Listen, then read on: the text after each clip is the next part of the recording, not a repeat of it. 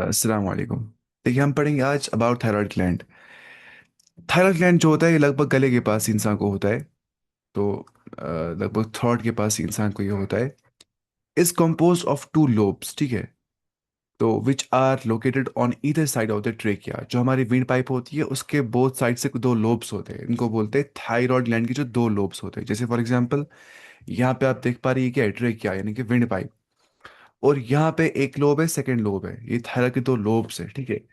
तो इनको बोलते हैं टू लोब्स ऑफ थायराइड, और इसको बोलते हैं इस्कियम, ठीक है। ये यहाँ पे होता है कनेक्टिव टिश्यू जो उनको आपस में दो लोब्स को जोड़ देता है। तो वो देखिए आप यहाँ पे क्या लिखा है इसने। Is composed of two lobes which are located on either side of the trachea, ठीक है। Both the lobes are interconnected with a thin flap. Connective tissue के जरिए से ये जुड़ जाते हैं। उसको हम बोलते हैं isthmus. The thyroid gland is composed of follicles, यहाँ पे होते हैं, और स्ट्रोमल टिश्यू यहाँ पे होता है।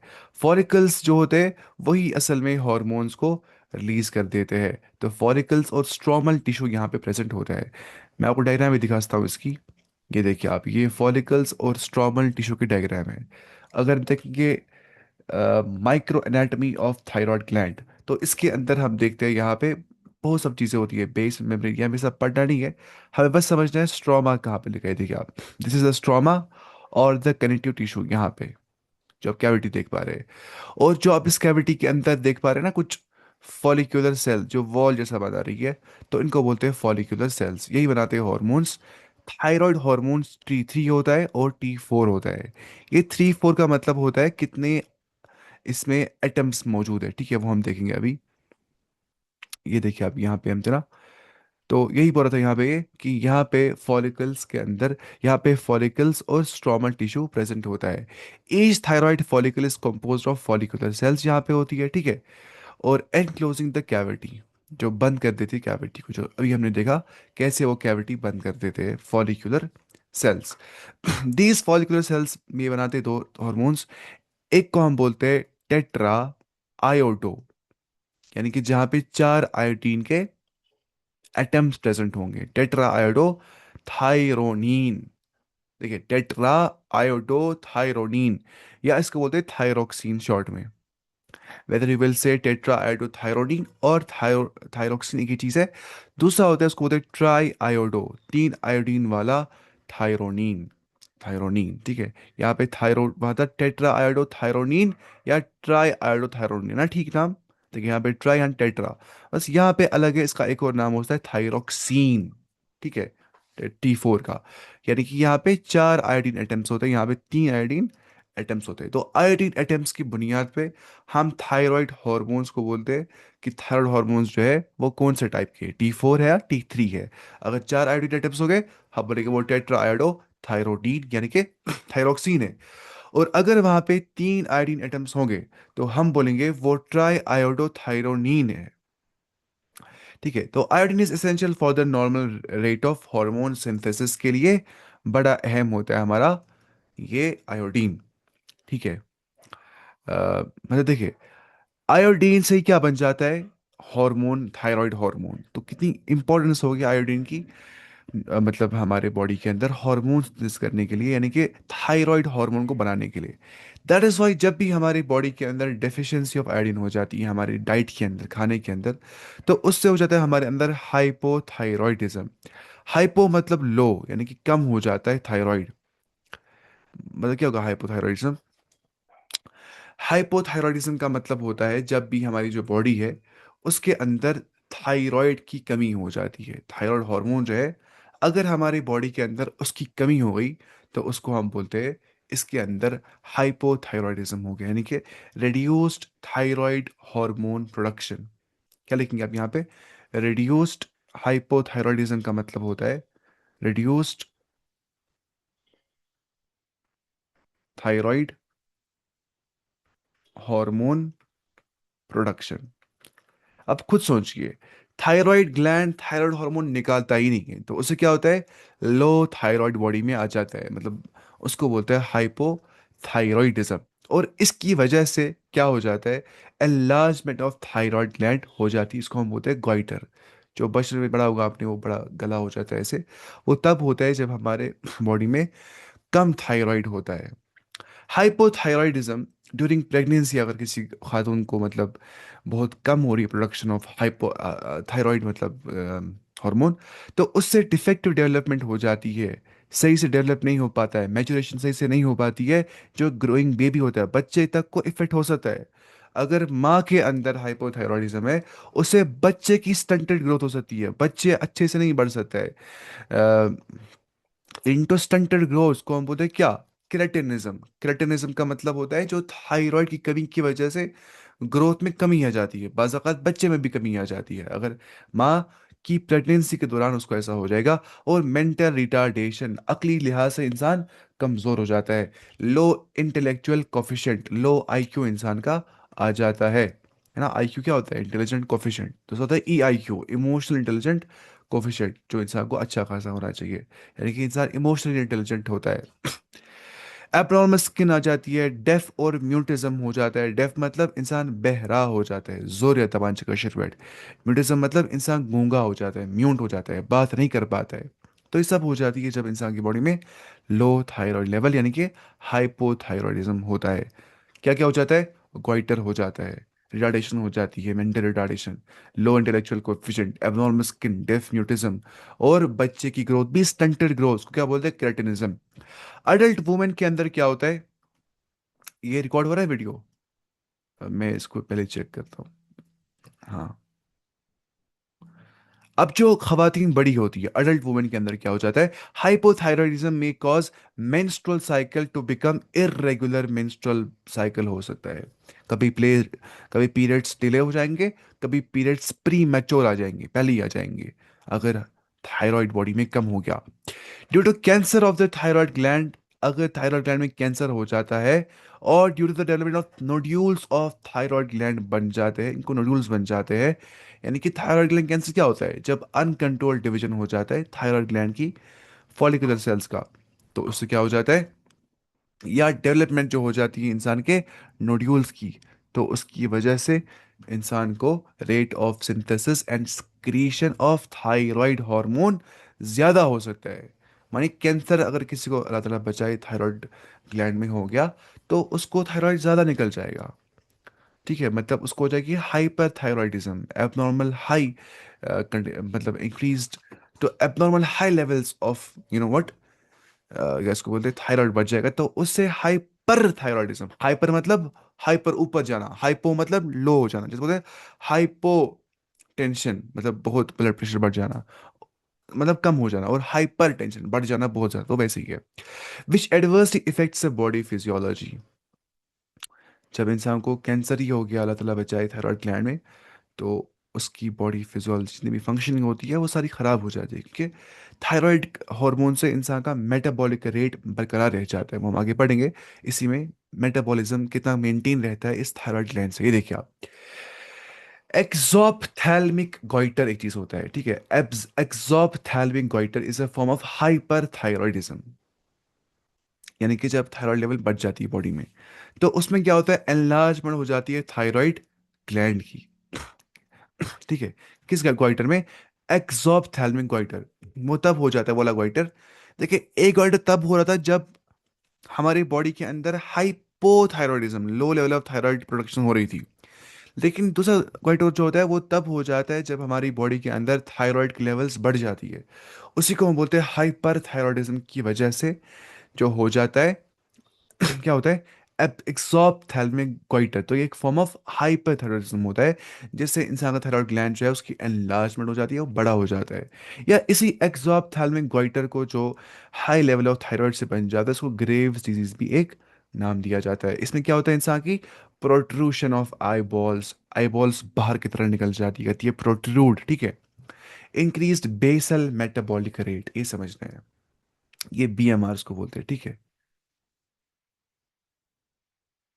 ये होता है बीएमआई। बीएमआई क्या होता है? बॉडी मास इंडेक्स, जो ना इंसान टेस्ट करता है मेरा वेट और मतलब इसको करके डिवाइड हाइट को, तो उसको फिर अगर वो आएगा 26 के आसपास वो नॉर्मल होता है, उसके बाद आता है ओवर वेट, 30 के बाद आता है ओबीस, वो अलग चीज़ है। ये है बीएमआर, ठीक है। बीएमआर यानी कि बेसल मेटाबॉलिक रेट, समझना अच्छे से। देखिए, बेसल मेटाबॉलिक रेट का मतलब ये होता है कि जो हमारी बॉडी होती है उसके अंदर वो रेट, किस रेट पे वो बॉडी एनर्जी को यूज करती है एट रेस्ट। ध्यान से बात सुनिए। बीएमआर का मतलब होता है हमारी बॉडी के अंदर किस रेट से हमारी बॉडी एनर्जी को यूटिलाइज करती है, यूज करती है जब रेस्ट पे होती है। ठीक है, आप मानिए मेरी जो बॉडी है वो रेस्ट पे है, लेकिन वो इस टाइम पे भी एनर्जी यूज कर रही है। तो कितनी एनर्जी यूज कर रही है, किस रेट पे, उसको होता है बेसल मेटाबॉलिक रेट, ताकि वो बॉडी हमारी मेटाबॉलिक फंक्शन कर सके। और उससे वेट लॉस भी हो जाता है, किसमें, इस ग्रेव्स डिजीज में। ये हो गया। अब thyroid hormones play an important role in the regulation of basal metabolic rate. अगर हम चाहते हैं कि हमारे बॉडी के अंदर बीएमआर मेंटेन रहना चाहिए, जो मतलब बॉडी की एनर्जी, बॉडी कितना एनर्जी यूटिलाइज कर रही है, वो हमारा उसकी रेट कांस्टेंट रहनी चाहिए। किस रेट पे बॉडी यूज करी एनर्जी, चाहे वो रेस्ट पे होती है, हम चाहते हैं ये सब रेगुलेट होना चाहिए। तो उसके लिए हमें थायराइड हार्मोन्स हेल्प करते हैं। एक और चीज, रेड ब्लड सेल्स की फॉर्मेशन के अंदर भी सपोर्ट करते हैं इन द प्रोसेस ऑफ।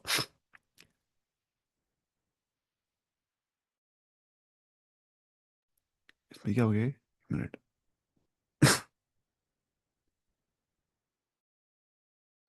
हाँ, in the process of red blood cell formation के लिए भी हेल्प कर देते हैं थायराइड हार्मोन्स।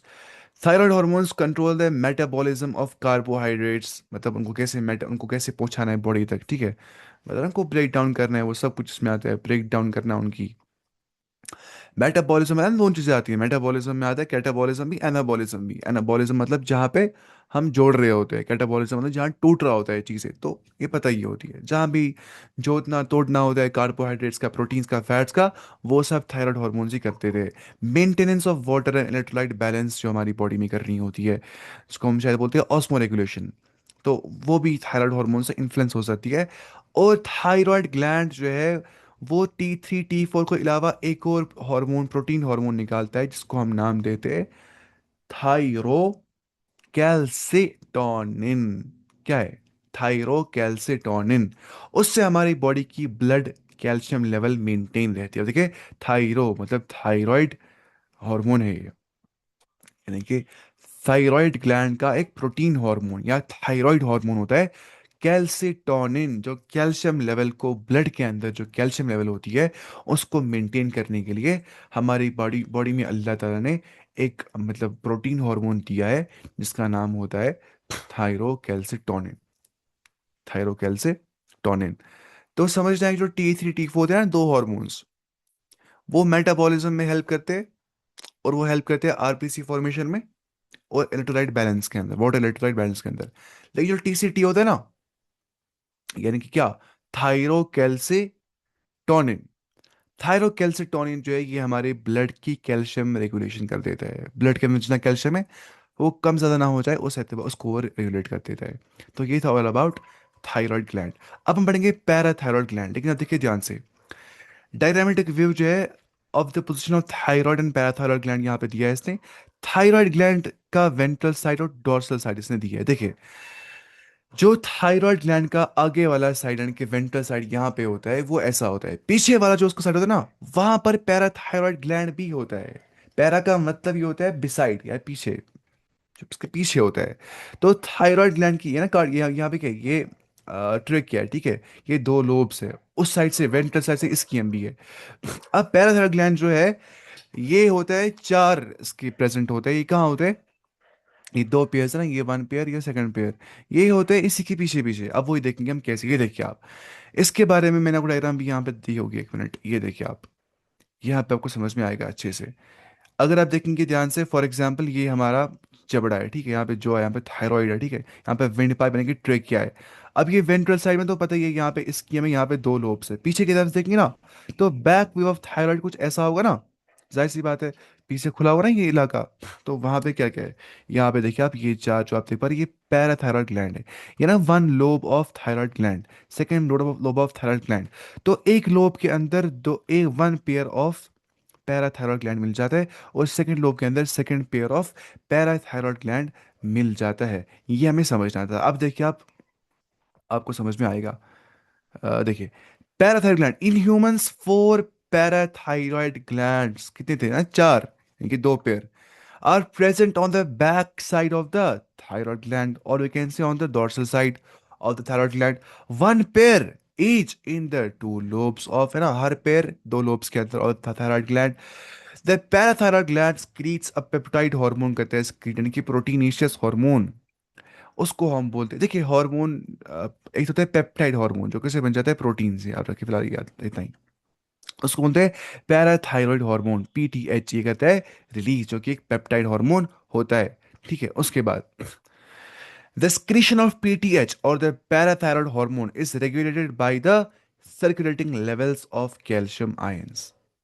अब ये बात समझिए, सिक्रीशन ऑफ पीटीएच कितनी हो जाएगी, कितना हमारी बॉडी जो है वो पैराथायरॉयड ग्लैंड जो है वो पैराथायरॉयड हार्मोन रिलीज कर देगा, ये डिपेंड करता है कि कैल्शियम लेवल्स कितनी हमारी ब्लड के अंदर जो सर्कुलेट कर रही है. अब देखिए कैसे इसमें हो जाता है, जितनी कैल्शियम लेवल बढ़ जाएगी ना, उतना पैराथायरॉयड हार्मोन कम रिलीज हो जाएगा. इसमें उल्टा हो जाता है. और जितना मतलब कैल्शियम लेवल कम हो जाएगा, उतना पैराथायरॉयड जो हार्मोन है वो बढ़ जाएगा. ये इनवर्सली प्रोपोर्शनल इसके होता है. ये देखिए आप, parathyroid hormone increases the CA2 levels in the blood. ठीक है, जो पैराथायरॉयड हार्मोन होता है ये इंक्रीज करता है CA2 लेवल्स ब्लड के अंदर. पैराथायरॉयड हार्मोन एक्ट करता है हमारे बोन्स के ऊपर एंड स्टिमुलेट करता है the process of bone resorption. अब यहाँ से हमें समझना अच्छे से, पहले हम देखेंगे आहिस्ता आहिस्ता. देखिए, हमने कहा जो पैराथायरॉयड हार्मोन सिक्रीशन होती है वो हो जाती है रेगुलेट कैसे, कि circulating level of calcium ions कितना है. तो अमाउंट ऑफ कैल्शियम हमारे ब्लड के अंदर कितना है वो कंट्रोल करता है कि पीटीएच सिक्रीशन या पैराथायरॉयड हार्मोन सिक्रीशन कितनी हो जाएगी. अगर हमारे ब्लड के अंदर कैल्शियम लेवल कम होगी तो पीटीएच सिक्रीशन ज़्यादा हो जाएगी, क्योंकि पीटीएच सिक्रीशन से ही क्या बन जाता है, कैल्शियम ज़्यादा आ जाता है. और अगर हमारी बॉडी के अंदर ब्लड कैल्शियम लेवल कम हो जाएगी, सॉरी ज़्यादा हो जाएगी, तो उस टाइम पे पीटीएच यानी कि पैथर हम लोग, आप तो है कैल्शियम बहुत ज़्यादा, मैं कम हो जाता हूँ. तो उस एतबार से रिलेशनशिप आप समझ रहे.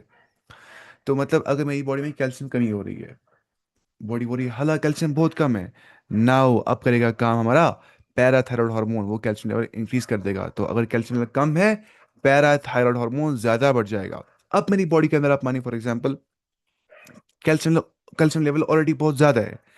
अब बुरे पैथर हार्मोन, अरे अगर मैं भी ज़्यादा हो जाऊंगा तो मैं इतना कैल्शियम बढ़ाऊंगा इंसान मर जाएगा, तो मैं ही कम हो जाता हूँ ताकि कैल्शियम लेवल मेंटेन रह जाए.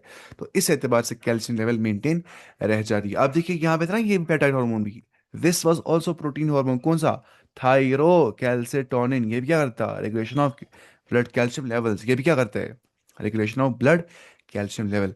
अब समझ रहे हैं पीटीएच करते हैं act on bones and stimulates the process of bone resorption. ये क्या होता है देखिए, अब हमने समझा कि जो पीटीएच होता है इसका मेन फंक्शन होता है, ये कहता है इंक्रीज कैल्शियम लेवल हमारे ब्लड के अंदर. खत्म मसला. ठीक है. अब देखिए, बोन रिजॉर्प्शन का मतलब होता है मिनरल्स को रिमूव कर देना बोन से, मिनरल्स को बोन से रिमूव कर देना. बोन के अंदर large amount of calcium present होता है. तो रिजॉर्प्शन रिजॉर्प्शन से क्या हो जाता है, कैल्शियम जो है वो अवेलेबल हो जाता है ब्लड के लिए. जो हमारे ब्लड के अंदर कैल्शियम आ जाता है ना, वो बोन से भी आ जाता है, क्योंकि जो बोन होती है, बोन के अंदर लार्ज अमाउंट ऑफ कैल्शियम होता है ना, फास्फोरस और कैल्शियम से बोन बन जाती है ना. तो चूंकि हमारे ब्लड बोन के अंदर कैल्शियम लेवल ज़्यादा होती है, तो उधर से क्या हो जाता है, जब रिजॉर्प्शन हो जाती है, मतलब मिनरल्स को बोन से रिमूव कर दिया जाता है, या रिजॉर्प्शन को हम बोलते हैं डिसोल्यूशन या बोलते हैं डीमिनरलाइजेशन, ना वही बात है ना, देखिए डी, रिमूव करना मिनरल्स को, डीमिनरलाइजेशन. तो उससे जब हमने बोन से मिनरल्स को रिमूव कर दिया by that T P S H PTH parathyroid hormone, तो उससे बोन रिजॉर्प्शन जो है वो ज़्यादा हो गई, मिनरल्स बोन से कम हो गए. तो कैल्शियम जो है वो रिलीज हो पाया अच्छे से हमारे ब्लड के अंदर. क्यों, क्योंकि रिजॉर्प्शन से कैल्शियम अवेलेबल हो जाता है ब्लड के लिए. जब हमने बोन से मिनरल्स बाहर निकाल दिए, अब कैल्शियम आराम से बाहर निकल पा रहा है. जब कैल्शियम आराम से बाहर निकल पाया, तो वो डायरेक्टली हमारे ब्लड के अंदर आ जाता है. तो समझ रहे हैं आप इस रिलेशनशिप को, इस causation cause and effect relationship कैसे क्या हो जाता है. तो उसके बाद पीटीएच से क्या हो जाता है, कैल्शियम हमारी जो है, जो हमारे बोन में स्टोर होता है, वो बोन्स के स्टोर होने के जरिए से ब्लड के अंदर जाता है, खत्म मसला। दूसरी बात क्या है कि एक्शन कैसे करता है किडनी के अंदर, वो हो गया इस एतबार से कि PTH also stimulates resorption, reabsorption sorry, वो था, देखिए समझ रहे हैं, ये था रिजॉर्प्शन, ये रीअब्जॉर्प्शन नहीं है। मतलब मिनरल्स को रिमूव करना, डीमिनरलाइजेशन करना, ये रीअब्जॉर्प्शन, दोबारा से अब्जॉर्ब करना कैल्शियम को बाय द रीनल टिब्यूल, जो हमारे रीनल टिब्यूल्स, किडनी के जो टिब्यूल्स होते हैं, उन रीनल टिब्यूल्स के अंदर जो है, अगर हमें क्या करना है, अगर हमें रीनल टिब्यूल्स के अंदर कैल्शियम जो है एब्जॉर्प्शन ज़्यादा कर देनी है, तो उसके लिए भी हमें हेल्प करता है ये पैराथायरॉयड हार्मोन। तो हमने कहा यहाँ पे दो फंक्शंस थे। Number one function of parathyroid hormone was ये कि ये बोन रिजॉर्प्शन करता है। उसका मतलब होता है बोन के अंदर से मिनरल्स बाहर निकाल देना। जब बोन से मिनरल्स बाहर निकल जाते हैं, तो जो बोन का कैल्शियम होता है वो आ जाता है हमारे ब्लड के अंदर, तो उससे हमारे ब्लड में कैल्शियम बढ़ जाता है। क्योंकि आखिर पीटीएच करता ही क्या है, ये कैल्शियम लेवल को हमारी बॉडी के अंदर इंक्रीज कर देता है। अब थोड़ा इनडायरेक्ट वे में अपनाता है, कैल्शियम को लाता है from stored calcium from bones towards the blood. Second function था कि जो पीटीएच होता है वो करता है स्टिमुलेट रीअब्सॉर्प्शन ऑफ कैल्शियम को, कि दोबारा से कैल्शियम को रीअब्सॉर्ब करना होता है, वरना वो यूरिन के साथ ही जाएगा और नुकसान हो जाएगा बॉडी को। दैट्स व्हाई पीटीएच क्या करता है, वो कैल्शियम को रीअब्सॉर्ब करता है, जो रीनल ट्यूब्यूल्स हमारे होते हैं, चाहे पीसीटी या डीसीटी, और उससे जो है प्रॉक्सिमल कॉन्वोल्यूट ट्यूब्यूल या डिस्टल कॉन्वोल्यूट ट्यूब्यूल। उसके बाद क्या हो जाता है, कहाँ थे हम, अच्छा, फ्रॉम द डाइजेस्टेड फूड, है ना। तो ये यहाँ पे फंक्शंस याद रखने हैं इसमें, ये थोड़ा चैप्टर बड़ा लंबा है, इसमें ये चीज़ें अच्छे से याद समझनी है। तो हमने कहा पीटीएच जो होता है ये क्या करता है, ये रीअब्जॉर्प्शन करता है कि किडनी जो होती है, जब किडनी बनाती है ना फिल्ट्रेट, फिल्ट्रेट मतलब जो भी यूरिन नहीं बन गया होता है, अभी फिल्ट्रेट ही होता है जो किडनी ट्यूब्यूल्स के अंदर होता है। तो उधर से ये रीअब्जॉर्ब वापस निकालता है कैल्शियम को, घुसाता है वापस ब्लड के अंदर, ताकि कैल्शियम यूरिन के अंदर लॉस ना हो जाए, ये मसला होता है। दूसरी बात है, कैल्शियम को रीअब्जॉर्प्शन करते हैं फ्रॉम डाइजेस्टेड फूड भी। कौन, पैराथायरॉयड हार्मोन पीटीएच। वो कैसे होता है कि जब भी हमारा जो मतलब कैल्शियम जो हमारा होता है इन इन आर डाइजेस्टिव ट्रैक्ट, ठीक है, हमारे जो डाइजेस्टिव ट्रैक्ट सारी है, इसमें जो कैल्शियम अगर होता है खासतौर पर जो इंटेस्टाइन में होता है, तो उस कैल्शियम को ये निकालता है खाने से और घुसाता है कहाँ पे, ब्लड के अंदर। तो इंटेस्टाइन में भी ये रीअब्सॉर्प्शन ऑफ कैल्शियम करवाता है, ठीक है, ये हो गया। उसके बाद इट इंक्रीज द ब्लड, तो क्या कहते हैं हम यहाँ पे, है ना, इट इज दस clear that the PTH is what, hyper calcaemic hormone. यानी कि जो पीटीएच होता है, इससे हमारी बॉडी के जो कैल्शियम लेवल होती है वो बढ़ जाती है। It increase the blood calcium level, ठीक है। अलोंग विद द टीसीटी जो होता है, यानी कि टीसीटी ऊपर देखिए क्या था, शाबाश, मैंने कहा था थायरोकैल्सिटोनिन, इट्स ऑल्सो पेप्टाइड और protein hormone. This one is also protein hormone, कौन सा वाला, यानी कि पीटीएच। तो दोनों जब साथ में काम करते हैं, दोनों प्रोटीन हार्मोन्स, दोनों पेप्टाइड हार्मोन्स, तो इससे हमारे बॉडी के अंदर कैल्शियम बैलेंस मेंटेन रह जाती है। दरअसल जो हमारा पीटीएच होता है ये कैल्शियम लेवल को इंक्रीज कर देता है, और कैल्शियम लेवल को बराबरी करने के लिए भी पाया जाता है हमारे अंदर thyrocalcitonin. In short, thyroid and parathyroid gland जो होते हैं, इनका अच्छा खासा रोल होता है किस चीज़ के अंदर, हमारे बॉडी के अंदर कैल्शियम बैलेंस करने के लिए। अब चलते हैं हम सेकंड ग्लैंड की ओर, वो थाइमस ग्लैंड। ऊपर देखिए आप वाली डायग्राम में, अगर आपको याद होगा हमने कहा था ऊपर क्या होता है, ऊपर की ओर यहाँ पे ट्रेकिया के पास होता है कौन सा ग्लैंड, शाबाश, thyroid and parathyroid gland. Thymus इसके बिल्कुल नीचे से होता है, ये देखिए आप, बेसल पार्ट पे ना। अब इसके बारे में पढ़ेंगे थाइमस क्या करता है, ठीक है। ये टीटी से इंसान होता है कंफ्यूज है, टीटी क्या होता है, लेकिन ये थायराइड है, ये थाइमस है। अब देखिए आप थाइमस ग्लैंड क्या करता है। द थाइमस ग्लैंड जो होता है इज अ लोब्यूलर स्ट्रक्चर, ये होता है, ठीक है, लोकेटेड बिटवीन लंग्स के दरमियान जो होता है, ठीक है, दो लंग के दरमियान में होता है। बिहाइंड द स्टर्नम, जो हमारी ब्रेस्ट बोन होती है ना, इसके पीछे से होता है, ठीक है, behind the sternum. On the ventral side of aorta, जो ऑर्टा होती है ना हार्ट की, देखिए अगर फॉर एग्जांपल मेरा यहाँ पे क्या है, मेरी यहाँ पे स्टर्नम है पहले, ठीक है, स्टर्नम के बिहाइंड क्या है, लंग्स, है ना, ब्रेस्ट बोन के बाद लंग्स आती है, फिर लंग के अंदर में आऊंगा, वहां क्या आता है, हार्ट। तो वही आप मानिए, वहाँ पे जो हार्ट का जो वेंट्रल साइड ऑफ ऑर्टा होता है, यानी कि ऑर्टा जो बड़ी आर्टरी होती है जिससे खून पहुंचता है बॉडी के हर जगह पे, जो उसका भी जो वेंट्रल साइड होता है, तो उसके आगे से होता है, ठीक है। प्रेजेंट क्या, थाइमस। तो यहाँ पे क्या, it's a lobular gland, lobe जैसा होता है, इसमें लोब्स प्रेजेंट होते हैं। तो समझने क्या है, ये बिटवीन द लंग्स होता है, बिहाइंड द स्टिरनम या बिहाइंड द ब्रेस्ट बोन होता है, और वेंट्रल साइड या फ्रंट साइड ऑफ ऑर्टा के दरमियान में होता है। ये सवाल नीट में अक्सर आ जाता है। अब मेन रोल थाइमस का क्या होता है, क्या करवाता है थाइमस? थाइमस करता है play major role in the development of immune system. ये समझना है। दरअसल बात होती है थाइमस की ये, कि ये टी लिम्फोसाइट्स बना देता है, ठीक है। वो टी लिम्फोसाइट्स जो है, वही दरअसल हमें इम्यून सिस्टम मेंटेन डेवलप करने के लिए हेल्प करते हैं। तो main role of thymus is what, development of immune system इसका होता है। दूसरी बात होती है क्या, this gland secretes the peptide hormone called as thymosin. Thymosin नामी एक पेप्टाइड हार्मोन होता है, ठीक है। उसके बाद thymosis plays a major role in the differentiation of T lymphocytes which provide cell mediated immunity। ये बात समझिए। अब जो ये थाइमोसिस, जो थाइमस रिलीज करता है पेप्टाइड हार्मोन, ये थाइमोसिस जो होता है, थाइमोसिस नहीं, थाइमोसिन सॉरी, थाइमोसिन्स जो होता है, ये करवाता है डिफरेंशिएशन ऑफ लिम्फोसाइट। उससे हो जाती है सेल मीडिएटेड इम्यूनिटी मिल जाती है। डिफरेंशिएशन का यहाँ मतलब है कि डेवलपिंग सेल्स जो है वो मच्योर हो जाती है। डेवलपिंग सेल्स जो है वो मच्योर हो जाती है, या वो बन, डेवलपिंग सेल्स जो होती है वो स्पेशलाइज टी लिम्फोसाइट्स बन जाती है। तो जब भी कोई डेवलपिंग सेल मेच्योर हो जाती है, उसको मतलब डिफरेंशिएशन हो रही होती है, यानी कि ये स्पेशलाइज्ड टी लिम्फोसाइट्स बन रही होती है। इन शॉर्ट, ये जो सेल्स है ये मेच्योर हो रही होती है और बन रही होती है टी लिम्फोसाइट, को बोलते हैं डिफरेंशिएशन ऑफ टी लिम्फोसाइट। अब उससे क्या मिल जाती है, सेल मीडिएटेड इम्यूनिटी। एक तो था ह्यूमोरल इम्यूनिटी, हमने पिछले पढ़ा था, जब खून से इम्यूनिटी मिल जाती है, जब बॉडी फ्लूइड से इम्यूनिटी मिल जाती है।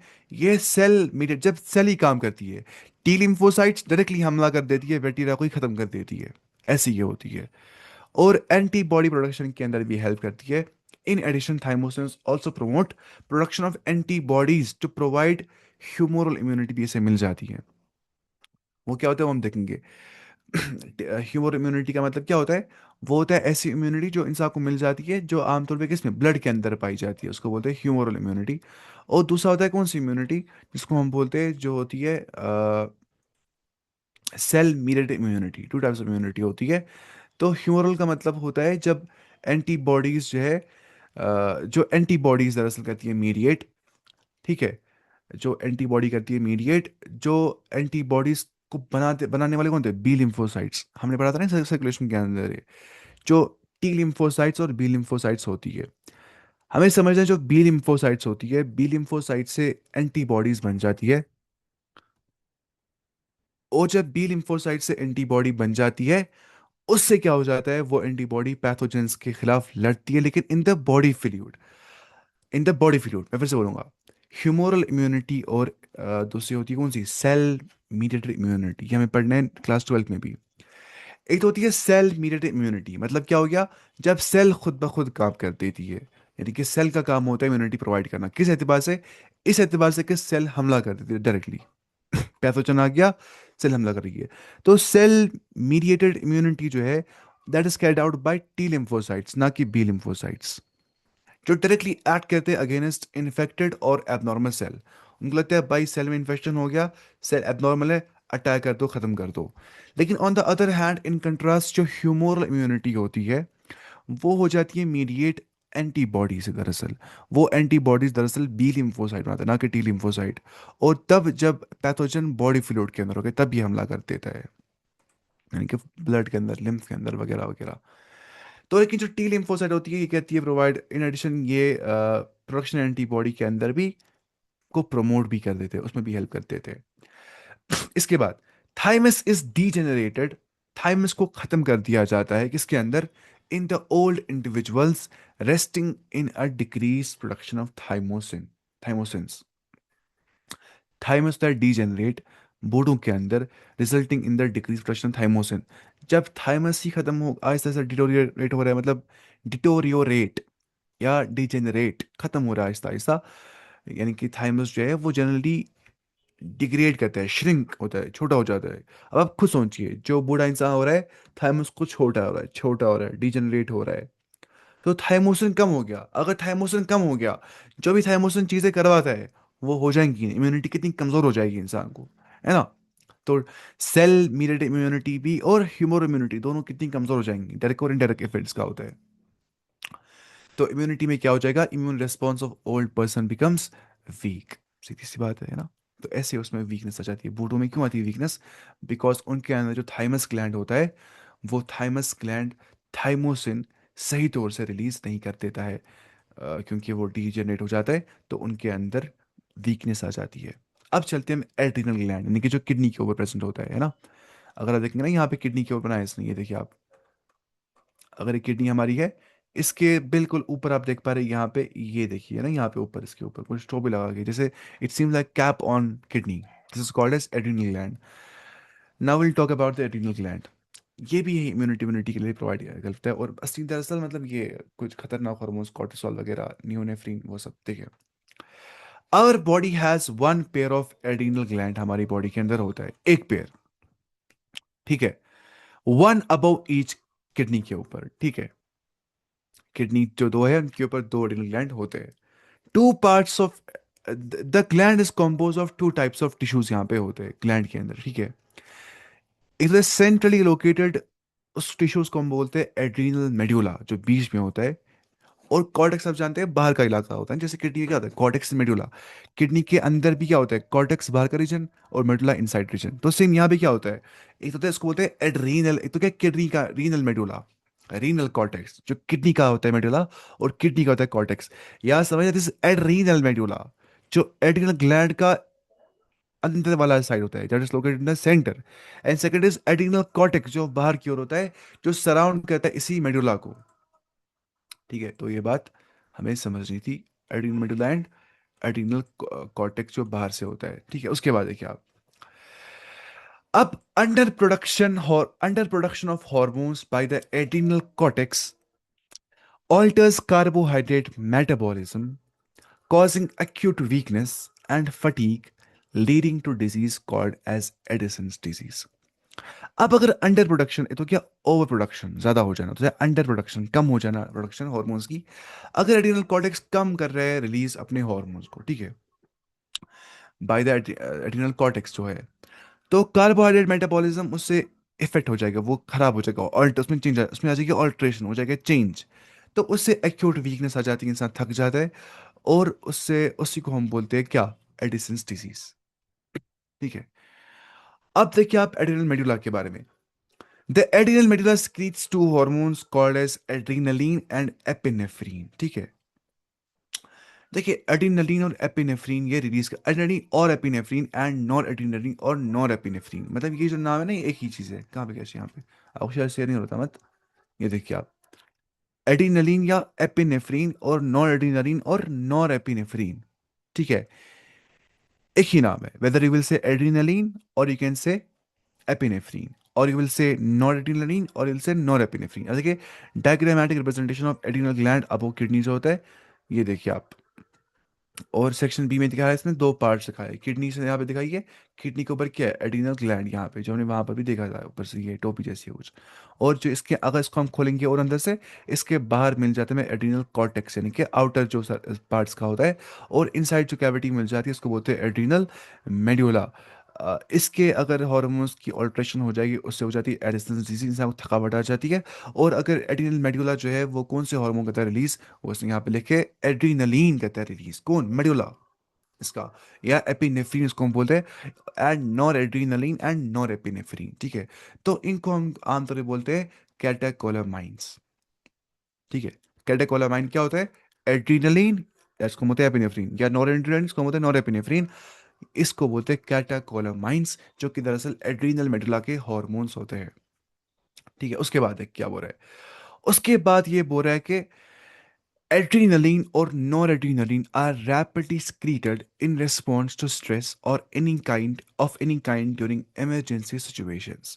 जब भी इंसान को डेंजर लगता है, डेंजर मसला है, डेंजर आ गया, स्ट्रेस आ गया, उधर पे हो जाते, कुत्ता पीछे भाग गया, जब लगा नहीं पानी के अंदर, तो उस टाइम पे उसको बोलते हैं एड्रेनलिन रश आता है बॉडी में। क्या उसको बोलते हैं? एड्रेनलिन रश आता है ना बॉडी में उस टाइम पे। फिर उससे उसको मतलब हिम्मत मिल जाती है। तो ये हार्मोन जल्दी निकल जाते हैं। तो दैट्स वाई इनको हम बोलते हैं इमरजेंसी हार्मोन्स। क्या बोलते हैं? या फाइट और फ्लाइट हार्मोन्स, आप यहाँ पे लिख सकते हैं। इनको हम बोलते हैं इमरजेंसी हार्मोन्स या हार्मोन्स ऑफ फाइट और फ्लाइट, क्या बोलते हैं? फाइट और फ्लाइट हार्मोन्स एक ही बात है, ठीक है। तो इनसे क्या हो जाता है? इस हार्मोन से इन हार्मोन से असल में ये बॉडी को करते हैं प्रिपेयर। डेंजर आ गया, हमें फाइट करना है या भागना है, दो ही चीजें हैं, ठीक है। फाइट और फ्लाइट रिस्पॉन्स हम बोलते हैं। देखिए क्या मसला होता है, अगर मुझे कुत्ता पीछे भाग रहा है, मुझे पता है कि कुत्ते बहुत ज्यादा है, मुझे भागने में भलाई है। अगर मैं वहां पे लड़ गया कुत्ते से तो मैं मर जाऊंगा। कॉस्ट यहाँ पे भागने मतलब यहाँ इन शॉर्ट भागना, हमें कितना सोचना है इसके बारे में। भागना आसान हो जाएगा तो इंसान भागेगा। अगर लग रहा है मुझे लड़ना आसान हो जाएगा और मैं जीत सकता हूँ, तो इंसान लड़ देता है। उसको होते हैं फाइट और फ्लाइट रिस्पॉन्स। तो यही होते हैं हार्मोन, जो फाइट और फ्लाइट हार्मोन या एमरजेंसी हार्मोन होते हैं, जो इंक्रीज करते हैं हमारी अलर्टनेस को, ठीक है। प्यूपिलरी डायलेशन हो जाती है, जो हमारा पीपल होता है ना आपका, आई का जो पीपल होता है वो खुल जाता है, डायलेट हो जाता है, बड़ा हो जाता है। और दूसरी बात, पिलो इरेक्शन। पता है पिलो इरेक्शन क्या होता है? उसको हम बोलते हैं गूज बम्स आ जाते हैं ना, मतलब इंसान डर जाता है, होता है अलर्ट, उसको चढ़ जाते हैं बाल ऊपर, उसको बोलते हैं piloerection, raising of the hair. जैसे ना बिल्ली को जाता है, जिसको ना मुर्गे को या बिल्ली को जब गुस्सा करती है, ऐस को बाल ऊपर चढ़ जाते हैं, उसमें भी क्या हो रही होती है? Pillow erection. स्वेटिंग उस टाइम हो जाती है स्ट्रेस से ना, कुत्ता पीछे बात है, इंसान को स्वेटिंग हो रही होती है। तो ये इन्हीं हार्मोन से हो रहा होता है। असल में आपको पता है कि फाइट और फ्लाइट हॉर्मोन्स जब निकल जाते हैं, वो तब निकल जाते हैं जब हमारी बॉडी के अंदर सिंपैथेटिक नर्वस सिस्टम एक्टिवेट हो जाता है। सिंपैथेटिक नर्वस सिस्टम का मतलब होता है फाइट और फ्लाइट रिस्पॉन्स, है ना। उसमें ये सब उसमें हो जाती है क्या, इलेक्ट्रिस बढ़ जाती है, पीपल खुल जाता है, बाल उठ जाते हैं, स्वेटिंग हो जाती है। सो होता है क्या? उसको बोलते हैं पैरासिम्पैथेटिक नर्वस सिस्टम होता है एक्टिवेट। उसको बोलते हैं रेस्ट एंड डाइजेस्ट, तब ये सब चीज़ें नहीं हो रही होती है। वो इसका उल्टा हो जाता है, पीपल मतलब कहता है क्या, वो छोटा हो जाता है, वो सब बाकी चीज़ें हो जाती है। अब तक हार्ट बीट क्या हो जाता है? Both the hormones increase the heartbeat तेज करवाते हैं, ठीक है। The strength of the heart contraction and the rate of the respiration, तीन चीजें, ठीक है। असल में आप मानिए जो हमारा कार्डियोवेस्कुलर सिस्टम, जिसमें हार्ट और हार्ट के ब्लड वेसल्स आ जाती है, और रेस्पिरेटरी सिस्टम, ये इसको बोलते हैं बड़ा अच्छे से काम करना है।